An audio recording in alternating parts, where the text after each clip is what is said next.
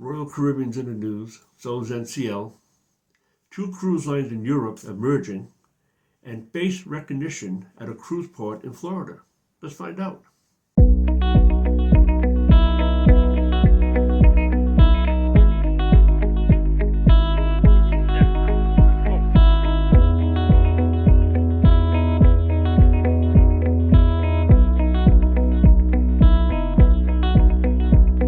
Well, hello there. Welcome to the show. This is Tom, your host, and this is Tom's Day Trips, the cruise show. Well, today we're going to talk about a couple of things from Royal Caribbean, an item from NCL, two cruise lines in Europe emerging.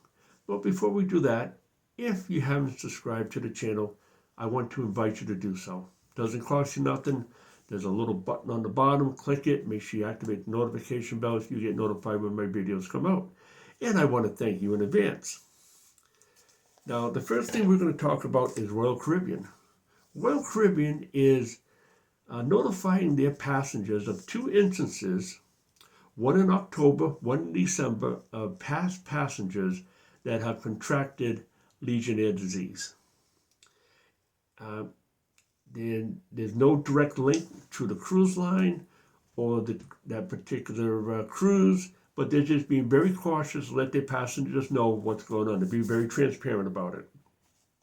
So because of that, they're actually doing extensive cleaning of the ship, and they just want to let you know what's going on. So I think that's pretty good, and it is not directly linked to the cruise line, but to people when they're on shore, they contract the legionnaires disease. Legionnaires disease basically is a disease that you can get from water molecules, which is from the pool, the hot tub. Could be standing water. It could be any type of water molecule. So just be very cautious. Wash your hands and just be cautious when you're on the ship. That's all. Next thing we want to talk about is there's 5 Royal Caribbean ships that got 100 from the CDC inspections. Now, CDC inspection, they can inspect you at any time. You pull up to a port, say, guess what? Time for an inspection. So these are 5 ships from Royal Caribbean in the year 2024 that had got 100 on their inspection. First one is the Mariner of the Seas, the Jewel of the Seas, the Surrender of the Seas, Radiance of the Sea, and Brilliance of the Sea. They all scored 100 in the year 2024. So good job, Royal Caribbean. So that's it for that with Royal Caribbean.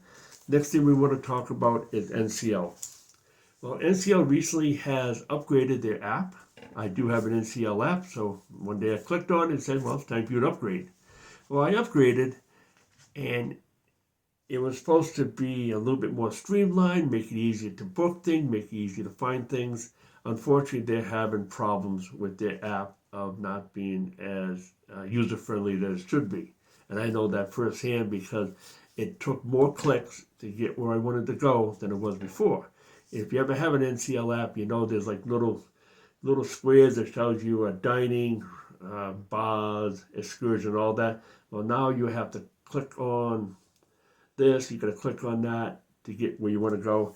I don't think it's as smooth as it used to be, but they're working out the bugs, and hopefully they will make it to a point of being just click, and that's it. So that's what I'm hoping for. If you've been affected, or if you do have an NCL app, let me know. Let me know what you think. Is it better than the old one, or is it worse than the old one? So let me know.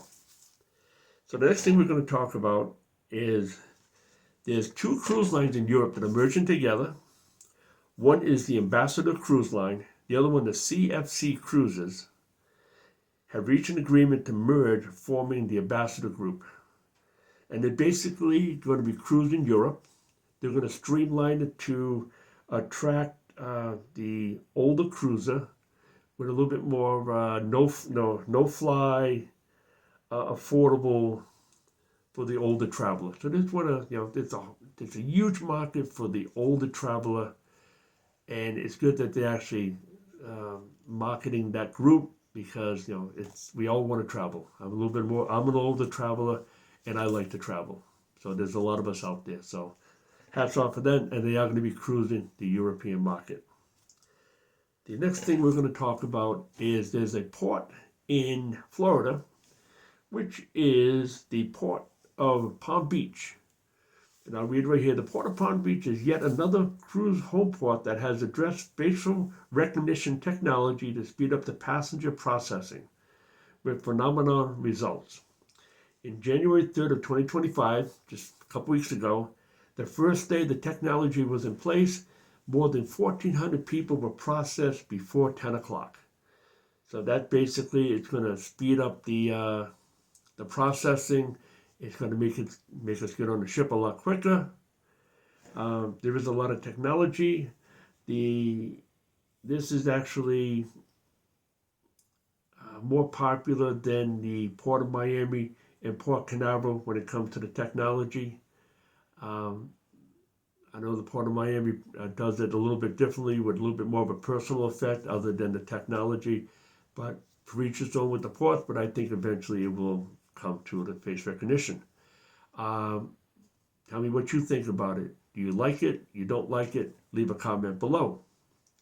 So the final thing we're going to talk about is the drink of the day. The drink of the day is a basic tequila on the rocks. Cheers.